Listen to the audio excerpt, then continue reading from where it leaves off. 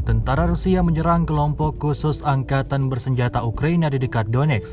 Rekamannya ramai beredar di media sosial Telegram pada Sabtu 10 Desember 2022.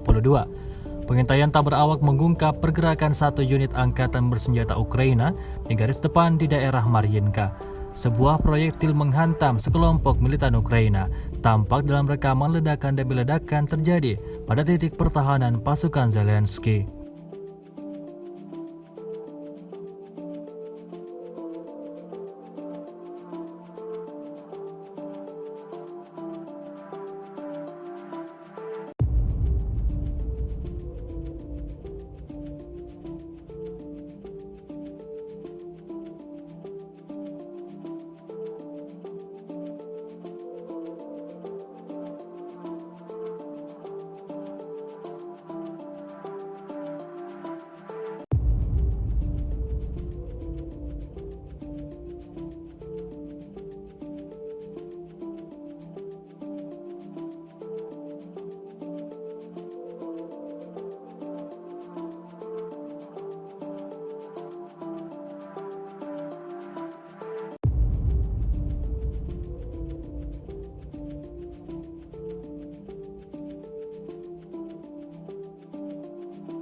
Rusia melaporkan secara total 341 pesawat Ukraina, 181 helikopter, 2.643 kendaraan udara tak berawak, 392 sistem rudal anti pesawat dieliminir oleh pasukan Vladimir Putin.